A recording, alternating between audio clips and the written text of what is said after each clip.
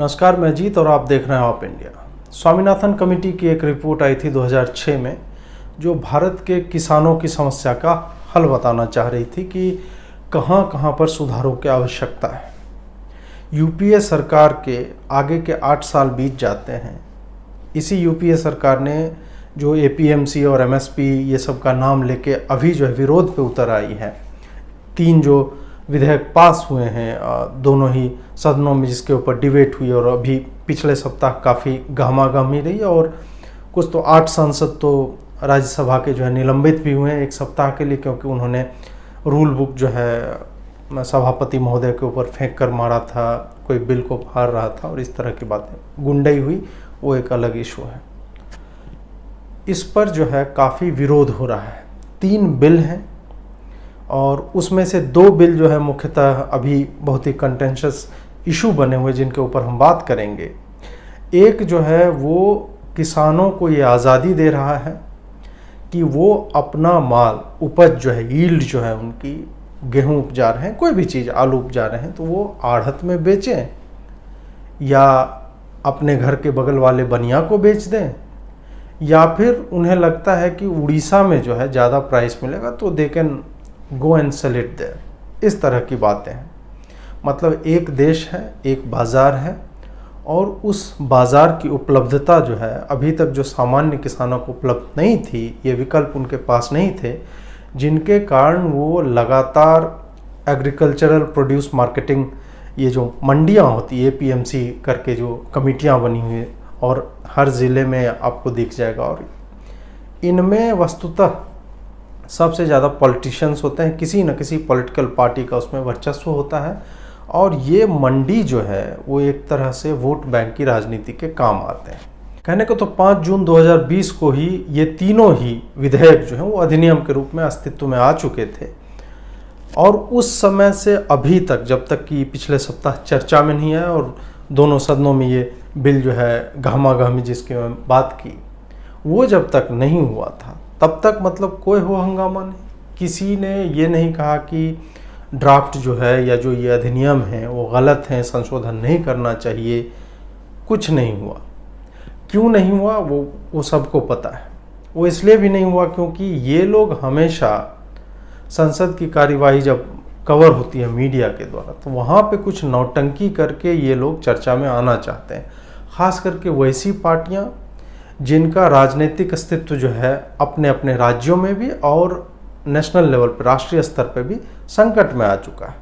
तो वहाँ पे इन लोगों ने तब उतने गैप में जो है कोई हल्ला नहीं किया। और अब जो है ये 2 बातों पे, एक बिल में 2 बात है, एमएसपी मिनिमम सपोर्ट प्राइस जो होता है, न्यूनतम मूल्य जो किसान को मिलेगा ही अगर वो उपजा रहा है कोई चीज़, वो अगर मंडी में सरकार जब उससे खरीदती है तब। और दूसरा है एपीएमसी, ये मंडी वाली नौटंकी जो है वो। और एक बिल है वो कॉन्ट्रैक्चुअल फार्मिंग के ऊपर है कि अभी भी ये एक तरह से कह सकते हैं कि एक ऑर्गेनाइज्ड वे में अभी तक नहीं हो रहा था। जैसे कि पतंजलि है या लेज वाले हैं जो चिप्स बनाते हैं, वो फार्मर्स से ज़मीन जो है लीज पे लेते हैं और उसमें वो फार्मिंग करते हैं, आलू जाते हैं जिससे चिप्स बनता है। अब उस उपज के लिए कुछ नियम का निर्धारण हो रहा है कि कैसे उसके खेत का यूटिलाइजेशन होगा, उसमें किस तरह के बीज बोए जाएंगे, किस तरह की उन्नत तकनीकों का इस्तेमाल किया जाएगा, और इसमें उन लोगों को, किसानों को जो है वो किस तरह का मूल्य दिया जाएगा, ये पहले ही तय हो जाता है कि आप आगे ये जो यील्ड होगा, उससे उपज जो होगी, उसके कितने पैसे आपको मिलेंगे। इसको अब फॉर्मलाइज करके एक बिल लाया है और वो अब पारित हो। तो सबसे पहले हम बात करेंगे कि ये एपीएमसी और एमएसपी वाला जो इशू है वो क्या है। एपीएमसी जो है मंडियां होती है, आप लोगों ने सुना होगा, आढ़त जो होता है वो होता है। वो क्या करते हैं कि छोटे छोटे किसान, और इस देश में 86% जो है 2 हेक्टेयर से कम ज़मीन वाले किसान हैं, और वो लोग जो है बहुत कम, मतलब उतने बड़े स्तर पे ये लोग उपज नहीं कर पाते जितने बड़े स्तर पे दूसरे किसान जो हैं या कॉरपोरेट्स ने जो लीज पे लिया हुआ उससे जो उपज होती है। तो इन छोटे किसानों को, जिनके पूरे जीवन का आधार एक तरह से यही है कि उनके खेत से कुछ धान उपजेगा, गेहूँ उपजेगा, आलू उपजेगा, या जो भी सब्जी अगर रोप रहे हैं तो वो उपजेगा। उसी पे उनका पूरा जीवन जो है आधारित है। और एपीएमसी जो है उनसे जब उपज एक एक सीज़न का, रबी हो गया, खरीफ सीजन हो गया, और उसके बीच भी कई बार रबी और खरीफ तो बाकी फसलों के लिए हैं, जो अनाज हैं ये सब के लिए हैं, सब्जियां जो लगातार हर एक महीने पे रिसाइकल आप लगातार एक सिक्लिकल वे में उगाते रहते हैं और उसको जो है बेचते रहते हैं, सब्जी हो गया, फल हो गया, ये सारी चीज़ें। एपीएमसी जो है भ्रष्टाचार का एक अड्डा है, क्योंकि इसमें पॉलिटिक्स घुसा हुआ है और ये लोग किसानों को कहते हैं कि हम तुम्हें ब्याज उपलब्ध करवा रहे हैं। वहाँ जो बोलचाल की भाषा में, आप अंग्रेज़ी में एजेंट बोला जाता है, बोलचाल की भाषा में उसे दलाल बोला जाता है, जो ये लोग किसानों से एक तरह से वार्तालाप स्थापित करते हैं, उन्हें अपने चंगुल में फंसा के रखते हैं। उनको उपज से पहले, चूँकि वो महाजन से अगर ब्याज पे पैसे लेगा तो वो ज़्यादा पैसे, मतलब सूद में 3 रुपये सैकड़ा होता है, 4 रुपये सैकड़ा, 5 रुपये सैकड़ा। मैं गांव से आया हूँ, मेरे पिता ने इस तरह के कर्ज लिए हैं जब भी वो खेती करते हैं, तो मुझे पता है कि 60% पर एनम का इंटरेस्ट पे करना एक किसान के लिए किस तरह का बर्डन होता है। उसमें भी तब जब आपने जो पैसा लिया है, कई बार क्या होता है पाला पड़ गया, कई बार जो है ऐसे ऐसे नौटंकियाँ होती है। जैसे 2018 की मैं बात कर रहा हूँ, मैं जब गांव गया और वहाँ पे मैंने देखा कि भुट्टा जो होता है मकई का, हम लोग बायल बोलते हैं उसको, उस पे दाने जो है छितराए हुए थे, एक दाना इधर एक दाना उधर, ऐसे करके, मतलब पूरे बायल में, पूरे भुट्टे में 4-5 दाना 10 दाना इस तरह से था। मैंने पूछा पिताजी से कि ये हो क्या रहा है, तो उन्होंने बोला कि नहीं बेटा, इस बार पूरे इस इलाके में यही है। मैं और थोड़ा उसको डिग करने लगा तो पता चला कि ब्लॉक के लेवल पे जो बीज एक्सपायर हो चुका था पहले ही, उस बीज को नए पैकेट में, जो 1 किलो का थैला है, बीज का पैकेट है, उसको कैंची से काटा, उसको नए पैकेट में डाला, नए पैकेट में नया एक्सपायरी डेट लिख के, और ब्लॉक से जो है, आप सोचिए कि इस तरह से किसान जो है वो प्रभावित होता है। फिर हम बात करते हैं कि नहीं, किसानों को तो फसल बीमा योजना का लाभ मिलता है। फसल बीमा योजना ठीक है, वो अगर एग्जीक्यूट हो रहा है सही से जिस जगह पे, वहाँ के लिए ठीक है। मैं अपने गांव की फिर से बात करूँगा, वहाँ पे क्या है, किसानों को मैंने पूछा कि आप लोगों को तो जब मकई की फसल इस तरह से पूरे क्षेत्र की बर्बाद हो गई, या मेरा ननिहाल जो है गंगा किनारे है, वहाँ पे जो है बाढ़ आती है तब हो जाता है पूरा, मतलब बर्बादी फैल जाती है, तो उससे आपको कैसे लाभ मिलता है, क्या गारंटी है आपको कि फसल बीमा योजना के थ्रू मिलेगा? तो वो बोलते हैं कि हम तो करवाए हुए हैं, हमारा तो है, मतलब योजना बनी हुई है, लेकिन ग्रामीण क्षेत्रीय बैंक, जो रीजनल रूरल बैंक्स होते हैं आपके इलाकों में, वो जो है वो कहते हैं कि हमारे पास पैसा आएगा तब तो हम रीइंबर्स करेंगे, तब तो हम बीमा के पैसे किसानों तक हम पहुंचाएंगे। तो बात यही होती है कि एग्जीक्यूशन के लेवल पे यहाँ पे जो है ये सब जो है बॉटलनेक्स हैं, जिसको क्लियर करना जो है सरकार की प्राथमिकता होनी चाहिए। वापस आते हैं कि एपीएमसी जो है इसी तरह के, एक तरह से किसानों के साथ जो क्रूर व्यवहार होते हैं, खास करके छोटे किसानों के साथ, उसी को ये बढ़ावा देता है। पंजाब की अगर मैं बात करूं तो वहाँ मंडी में सरकार जो है उससे अलग अलग तरह के शुल्क लेती है। कैसा शुल्क भाई? आप बाज़ार में बेचने आ रहे हैं तो इसके लिए अगर आपका प्रोड्यूस 100 रुपये का है, यील्ड आपका उपज, तो आपको 3 रुपया 3% जो है बाजार शुल्क देना पड़ेगा, 3% जो है ग्रामीण विकास शुल्क देना पड़ेगा, और 2.5% जो है आढ़तिया विकास शुल्क देना पड़ेगा।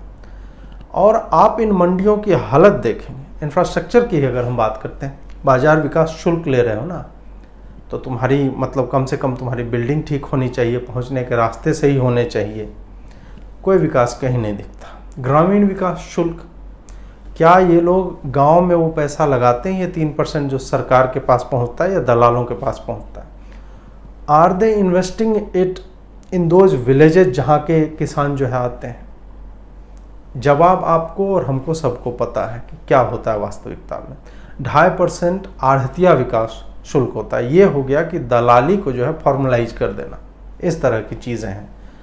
अब जो है एपीएमसी से मुक्त किया जा रहा है किसानों को कि आप कहीं भी बेच सकते हैं, और आपको ये जो 8.5%, ये तो पंजाब की बात है, अलग अलग जगहों पे अलग अलग तरह के शुल्क लगते हैं। आप सोचिए कि 8.5% कोई किसान का बच रहा है अगर वो वहाँ पे नहीं बेच रहा है, और उसके पास ये आज़ादी है कि वो किसी को भी बेच सकता है।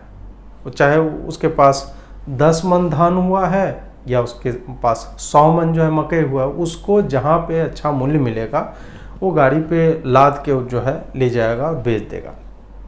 अब कांग्रेसियों ने और वामपंथियों ने और आम आदमी पार्टी, ये जो नकारे सांसद सारे हैं और ये जो पार्टियां हैं, इन्होंने क्या किया, इन्होंने हल्ला करना शुरू किया कि अब तो किसानों को जो है एमएसपी नहीं मिलेगा, मिनिमम सपोर्ट प्राइस जो है वो सुनिश्चित जो है सरकार करने से हाथ खड़े कर दी, जबकि ऐसा कुछ नहीं है।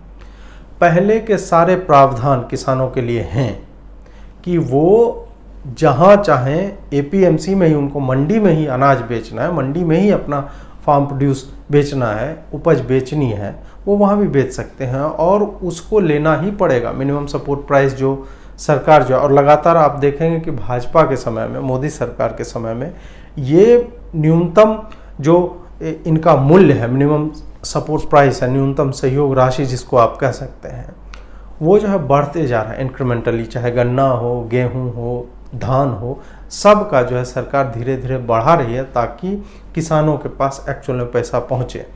और ये लोग क्या करते हैं कि ये लोग ट्रैक्टर की एक रैली निकाल देंगे, उस पर किसान टाइप के लोग बैठे हों, और पता चलेगा ट्रैक्टर जो है एकदम बिल्कुल नए हैं, उस पर नंबर प्लेट भी नहीं है। ये सिर्फ दिखाने के लिए कि किसान जो है हल्ला कर रहे हैं और किसानों को समस्या हो गई इससे। वास्तविकता इससे बहुत ही दूर है। कई जगह के किसान या किसान नेता जो हैं वो लोग खुल के सामने आए और उन्होंने बोला कि ये एक रिमार्केबल चेंज है। ये एक तरह से जैसे अर्थव्यवस्था का उदारीकरण जो होता है, जब मार्केट खुलता है, भारत का बाज़ार जो है खुलता है विश्व के लिए, तो उस समय क्या हुआ था कि जो यहाँ की कंपनियां हैं, जो यहाँ पे कुछ करने, या यहाँ के जो लोग हैं जिनको चाहिए बाहर के बेटर प्रोडक्ट्स चाहिए, उनको ख़रीदने की आज़ादी, उसमें शुल्क जो है घटाया गया, इंपोर्ट एक्सपोर्ट तमाम तरह की बातें। तो उससे क्या होता है कि अर्थव्यवस्था में बाहर से निवेश भी होने लगता है, अर्थव्यवस्था में यहाँ से आयात अगर हो रहा है तो निर्यात भी होना शुरू होता है जो हमारे यहाँ के प्रोडक्ट्स हैं। तो उसी तरह ये कृषि का उदारीकरण है, ये किसानों को नए विकल्प दे रहा है कि तुम ठीक है, एक जगह तुम्हारा सुनिश्चित है कि तुम यहाँ तो बेच ही सकते हो और यहाँ पे इतना पैसा तुमको मिलेगा, लेकिन अगर तुमको कहीं और भी पैसा मिल रहा है, कहीं और भी तुम बेच के कमाना चाहते हो, ज़्यादा पैसा तुम्हें मिल रहा है, then you are free to go there. उस जगह पे जा सकते हो, उस व्यक्ति को या उस संस्था को तुम बेच सकते हो। अब इसके बाद एक समस्या आती है कि राज्य सरकारों को इससे राजस्व का नुकसान होगा। जो मैंने अभी आपको बताया कि मंडी में घुसने तक का टैक्स, आप घुसे तो आपको जो है टैक्स देना पड़ेगा। और आपने देखा होगा कि कई फिल्मों में भी इस तरह के घोटालों का जो है उजागर किया गया। और आप आज़ादपुर सब्जी मंडी चले जाइए या इस तरह के और भी जो भी संस्थान जहाँ जहाँ भी, तो आपको पता चलेगा कि ट्रक जो घुस रहा है उससे भी कुछ वसूला जा रहा है। और ये वसूली जो है it is above and beyond the scope of जो रेगुलराइज्ड सेस कह लीजिए या टैक्स कह लीजिए जो भी सरकार लेती है उसके ऊपर जाता है। तो 8% वो हो गया, 8.5%, उसके बाद फिर 100-200 रुपया इधर दे रहा है। तो छोटे किसान जो है इसी कुचक्र में हमेशा फंसे रहते थे और अब उन्हें एक तरह से मुक्ति दी जा रही है। और इससे अगर सरकारों का घाटा हो रहा है तो सरकार को इस तरह सोचना चाहिए कि जिस कृषि व्यवस्था के कारण हम लोग कहते हैं भारत किसानों का देश है, और दूसरी तीसरी कक्षा में जो है कविताएं पढ़ते हैं, चिड़ियों के जगने से पहले खाट छोड़ उठ चला किसान, नहीं हुआ है अभी सवेरा सूरज की लाली पहचान। ये सब रोमांटिसाइज्ड वर्जन ऑफ रियलिटी है। मैं जिस घर से आता हूँ मुझे पता है कि 1.5-2 बीघा खेत और उसमें से 3 बच्चों को पालना, पढ़ाना, लिखाना, अपने माँ का मतलब मेरी दादी का भी ख्याल रखना, उनका दवाई जो है चिकित्सा है वो सारा भी करना। ये सब कुछ करना एक छोटे किसान के लिए कितना दूभर होता है वो मैं जानता हूँ। अब एक और क्रिटिसिज्म आ रहा है कि लोगों को पता कैसे चलेगा किसान को कि वो अपना प्रोड्यूस जो है, यील्ड जो है, वो उपज किस रेट पे बेचे। मतलब ये जो जर्नलिस्ट होते हैं जो अलग अलग जगहों पे, कभी शायद वही ये अभिसार शर्मा टाइप के लोग जो धान को गेहूं, गेहूं को धान बोलते हैं, या फिर रोहिणी सिंह टाइप के हैं जो इनको पता नहीं है कि रबी में धान होता है कि नहीं, कब क्या होता है। ये लोग अपना ये किताबी ज्ञान इधर उधर से लेके और वो डिक्टेट करने लगते हैं कि अरे नहीं, किसान को कैसे पता चलेगा कि वो जो उपजा रहा है उसका वो प्राइस कितना रखे। ये लोग सोचते हैं किसान जो है कहीं मतलब रेगिस्तान में खेती कर रहा है और सिविलाइजेशन से कट ऑफ है। ऐसे नहीं होता है। किसान जब बो रहा होता है तो उसको पिछले साल की भी प्राइस का अंदाज़ा होता है, इस साल का भी अंदाज़ा होता है।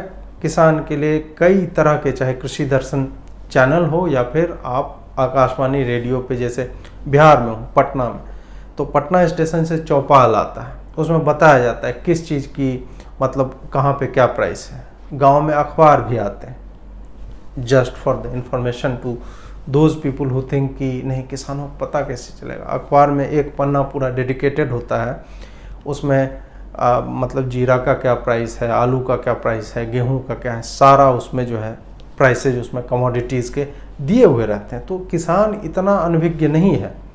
मेरे पिताजी अगर मिर्च की खेती कर रहे हैं तो उनको पता है कि मैं इसमें कितना लगा रहा हूँ, जो मुझे मिनिमम जितना इन्वेस्ट कर रहा हूँ, लेबर कॉस्ट हो गया, उसके बाद उसमें निकौनी करना है, बार बार जो है वीडिंग करना है, हर एक चीज़ का कॉस्ट जोड़ के अंत में मुझे कितना चाहिए या बाज़ार में क्या भाव चल रहा है।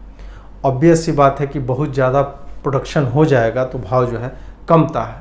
हमने देखा है कि टमाटर अगर कोई उपजा रहा है, टमाटर अभी हम खरीद रहे हैं 40 रुपये किलो, और एक समय ऐसा आता है कि किसान जो है टमाटर को खेत से तुड़वाने के लिए जो लेबर उसको चाहिए, उसका भी पैसा जो है उसको उस टमाटर को बेचने के बाद उसको नहीं मिलेगा, तो क्या करता है खेत में ही सड़ा देता है। ऐसा भी समय किसान जो है वो देखते हैं। इन सारी चीज़ों को देखते हुए मैं यही कहना चाहूँगा कि किसानों को पता होता है कि वो कितने में बेचें, उनको वो दुनिया से अलूफ नहीं है, वो कट ऑफ नहीं है। अब एक और जो दूसरा बिल है वो बिल है कॉन्ट्रैक्ट विधेयक करके, कि अनुबंध वो कर सकता है किसान। जैसे मैंने लेज़ का आपको एग्जाम्पल दिया, उसी तरह मान लीजिए पतंजलि वालों को चाहिए कि हम जो है एलोवेरा की खेती करवाना चाहते हैं लोगों से, या जड़ी बूटियाँ जो उपजाना चाहते हैं। अब है कि कोई बड़ा कॉरपोरेट है या छोटी संस्था है, मान लीजिए कोई फूड प्रोसेसिंग यूनिट आप ही के गांव का बंदा जो है, जैसे मेरे गांव में मेंथॉल की खेती हो रही थी, पुदीना का, उसका जो है ऑयल निकाला जा रहा था, तो वो मेरे गांव का ही एक आदमी लगा रहा है। अब क्या है कि उसने 10-20 जो किसान थे जहां उसने यूनिट लगाई थी, वो बोला कि भाई हम पैसा दे रहे हैं तुमको, मेंथॉल तुम उपजाओ। तो किसान को देखिए, एक तो चीज़ है कि हमें खाने के लिए गेहूँ उपजाना है, चावल उपजाना है, आलू उपजाना है, ये सब बेसिक चीज़ है। तो जिन गांवों में बाज़ार उस तरह का नहीं है, जहां हर तरह की सब्ज़ी जो नहीं आ रही है, तो किसान अपने ही घर के बगल में सब्ज़ी भी उपजाता है और अपने खाने लायक पहले रख लेता है और उसके बाद वो बेचता है। अब कुछ किसान होते हैं कि हाँ ठीक है, उनके पास मान लीजिए 10 बीघा खेत है, तो उन्होंने 2 बीघा से उनके घर के लिए स्टॉक हो गया, 8 बीघा को वो या तो उसमें घास रोप देंगे, घास मतलब जो गाय खाती है, और मवेशी के लिए भी चारा उपजाना एक कैश क्रॉप ही कह सकते हैं, बहुत ही प्रॉफिटेबल बिजनेस होता है गांव में। तो उसी तरह उसे लगता है कि अगर 8 बीघा में मैं कुछ और रोप रहा हूँ, कहीं चना रोपा हुआ है, कहीं मटर है, कहीं सरसों रोपा हुआ है, कहीं मकई है, मकई खेत में आलू भी लगा हुआ है, उससे अगर कोई ज़्यादा पैसा 3 महीने के लिए ले रहा है और बोल रहा है कि मैं यहाँ पे पुदीना खेती करना चाह रहा हूँ, मैं तुम करो, मैं पैसे देता हूँ, या हमको दे दो, मैं लेबर से करवा दूँ, ठीक है, बटैया हम लोग बोलते हैं उसको, उस तरह की है। तो उससे किसी को क्या समस्या हो सकती है अगर ज़्यादा पैसा वो दे रहा है, क्योंकि अल्टीमेटली वो जो चना उपजा रहा है या मटर रोप रहा है या आलू उपजाएगा, मकई उपजाएगा, सरसों उपजाएगा, अंततः उसको बेच के पैसे ही मिलने हैं। और यहाँ पे उसका हेडेक ख़त्म हो जा रहा है कि शुरू में ही उसे कोई जो है बोल रहा है कि तुम्हें कुछ नहीं करना है, करना भी है, अगर तुम लेबर भी अपना सप्लाई करना चाहते हो तो लो, पैसा हम दे देते हैं बीज के लिए, उसका पेस्टिसाइड और जिस तरह का लेबर उसमें रिक्वायर्ड है उन सब के लिए वो पैसा पहले ही दे रहा है। उसके बाद आपको उन्नत तरीके जो है, नए एडवांस टेक्निक्स जो है वो भी सिखाएगा। नए तरह के बीज जो है, मतलब मैं जीएम बीज की बात नहीं कर रहा हूँ, बीज जो है हाई यील्ड वाले बीज होते हैं, या फिर आपको और चीज़ें बताएगा। सॉइल टेस्टिंग जैसे होता है कि इसमें क्या उपज सकता है और तरीके से क्या उपजाओगे, जो उसकी उर्वरता जो है वो मेंटेन रहेगी, उसकी फर्टिलिटी मेंटेन रहेगी, इस तरह की चीज़ें हैं। तो कॉन्ट्रैक्ट फार्मिंग में अब लोग का जो क्रिटिसिज्म है कि नहीं, इससे निजी जो उद्योगपति होंगे या बड़े बड़े संस्थान होंगे उससे किसानों का बार्गेनिंग पावर कम हो जाएगा। अब देखिए, ये वही फिर मैं बोल रहा हूँ कि ये उसी तरह की मूर्खतापूर्ण बात है कि धान के खेत में खड़े होकर बोलना कि ये गेहूं का खेत है। किसान को हमें ऐसा तो है नहीं कि कोई उसका ठोठी दबा रहा है, लल्ली दबा रहा है उसका और कह रहा है कि नहीं तुमको मेंथॉल की खेती करनी है क्योंकि हमको चाहिए। नहीं, वो उससे मांग रहा है, वो आपको नहीं देना। आपको लगता है कि मकई उपजाने में बेहतर मुझे जो पैसे मिलेंगे तो आप मकई उपजाइए। इसमें बार्गेनिंग पावर जो है कहाँ से घट रही है? बार्गेनिंग पावर तो तब घटेगी जब सरकार बोल दे कि नहीं, इस इलाके के किसानों को जो है पतंजलि को खेत दे देना है। जब इस तरह की बात होगी तब वहाँ पे आप कह सकते हैं कि हाँ ये सरकार गलत कर रही है। हालांकि इसमें एक और बात जो है वो सरकार को शायद बिल जो है वो पूरे डिटेल में मैंने नहीं पढ़ा है, उस तरह से जो हर एक क्लॉज होते हैं वो मैंने नहीं पढ़ा है। उसमें सरकार को ये सुनिश्चित करना चाहिए कि कॉन्ट्रैक्चुअल फार्मिंग जब होगा तो अब जैसे आलू ही लेज वाले उपजाना चाह रहे हैं तो उसमें सरकार ने जो मिनिमम सपोर्ट प्राइस वो जो तय किया है उससे नीचे वो ना दे लोगों को। ये एक क्लॉज अगर लगा दिया जाए तो उससे जो है सुनिश्चित हो जाएगा किसानों के लिए, उसका बहुत सारा जो उसकी चिंताएं खत्म हो जाएंगी कि वो किससे पैसे लेगा, बीज रोपवाना, किस तरह का बीज लेगा, ये सारा। अब हेडेक हो गया लेज वाले का कि वो जो है वो आपको बीज भी देगा, अगर आप खुद लेबर यूटिलाइज करना चाहते हैं आपके पास तो आप कीजिए, तो उसकी प्राइसिंग अलग हिसाब से करेगा और हर कदम पे आपकी सहायता एक तरह से करेगा और अंत में अपना जो है वो अपना यील्ड लेगा। और आपके ऊपर ये टेंशन नहीं है कि अब बारिश हो गई और जो है सड़ गया या मतलब 50 पैसे टमाटर बिक रहा है, इस तरह की समस्या वो नहीं है। अब टमाटर जो है वो लेज वालों का काम है, वो टॉप्स वालों का, एक उसका सॉस बना या फेंक दे उसका, क्योंकि आपने अनुबंध कर लिया, करार कर लिया। और इसमें यह भी है कि यील्ड जो है नॉर्मल यील्ड से बहुत ज़्यादा हो जाता है तो उसका फ़ायदा भी है। तो उसमें भी आप अलग अलग तरीके से कर सकते हैं अनुबंध। आपको जो करार करना है तो एक स्मार्ट किसान जो होगा वो इस तरह से भी कर सकता है कि जितना भी होगा, अगर हाई यील्ड होता है तो भी मैं अपना प्राइसिंग जो है उसी अनुपात में लूँगा और लो होगा तो वो रिस्क भी मैं बेयर करने को तैयार हूँ।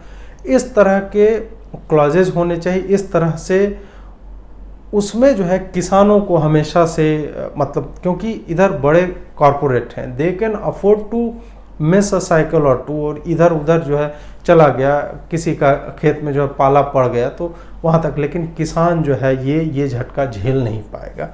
इस कारण जो है इस तरह के बिल्स या विधेयक जब आते हैं तो उन्हें सिर्फ अपोज करने के लिए अपोज नहीं करना चाहिए, जो कि अभी तमाम पार्टियां कर रही हैं कि शुरू से जून से पड़ा हुआ था तो किसी को कुछ नहीं दिख रहा था, कुछ नहीं किया। अभी जो पार्लियामेंट इन सेशन है तब ये लोग नौटंकी कर रहे हैं, नाच रहे हैं। मैं मतलब कोई लोकोक्ति या मुहावरा नहीं बोल रहा हूँ, एक्चुअल में राज्यसभा में नाच रहे थे ताली बजा बजा के। ये हैं हमारे सांसद, और इनमें जैसे अब राहुल गांधी जैसे लोग हैं जिन्होंने एक टाइम पे अपने ही उनका घोषणा पत्र जो है 2019 का, उसमें खुद ही बोला है कि एएमसी एपीएमसी ये सब के वर्चस्व से जो मुक्त करें किसानों, खुद बोला है किसानों के लिए।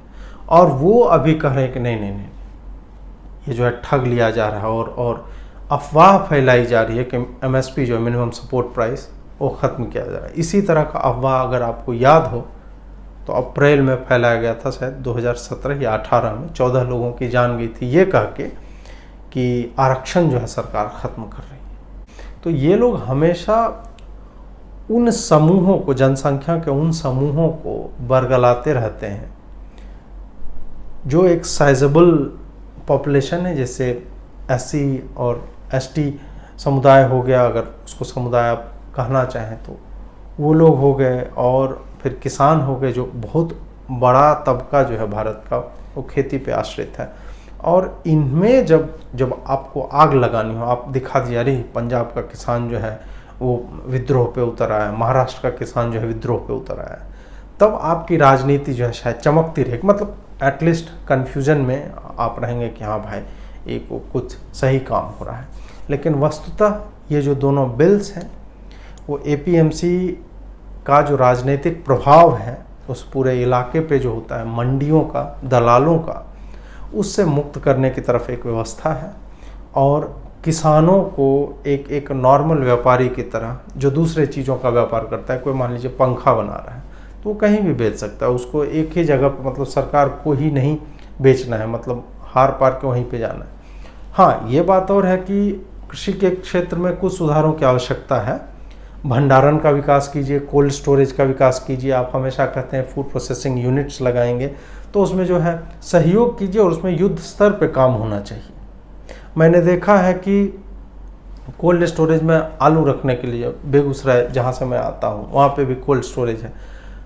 बेगूसराय में आलू और गेहूँ की खेती बहुत ही उपजाऊ ज़मीन है हमारी, और वहाँ बहुत ज़्यादा उपज होती है, और उपज इतनी ज़्यादा हो जाती है, लोग जो है बैलगाड़ी पे, ट्रैक्टर पे और उसके ट्रॉली में बोरे में आलू ला के रख के और छोड़ के चले जाते हैं, इस आस में कि कभी उनका नंबर आएगा। ऐसे दिन ना देखने पर एक किसानों को, इसके लिए जो है भाजपा सरकार को, मोदी सरकार को इस पे भी ध्यान देना चाहिए कि भंडारण जो है सुनिश्चित करवाइए, ताकि वो उनका प्रोड्यूस जो है वेस्ट ना हो। अभी क्या होता है कि ज़्यादा यील्ड हो गया तो आप 50 पैसा जो है किलो बिक रहा है आलू या प्याज या फिर टमाटर, कम हो रहा है तो अकाल हो गया, होर्डिंग हो रहा है कहीं ना कहीं। इन सब से बचने के लिए सरकार को इन सब पे, मतलब पॉलिसी लेवल पे तो ठीक है, बहुत ही अच्छे रिफॉर्म्स आ रहे हैं, बड़े अच्छे मेजर्स हैं, बड़ी अच्छी नीतियां हैं, लेकिन एग्जीक्यूशन के लेवल पे हमें देखना है कि ये किस तरह से प्रतिफलित होता है और इसका किस तरह से फ़ायदा जो है किसानों को एक्चुअल में मिलता है। जुड़े रहिए, बहुत बहुत आभार आपका, नमस्कार।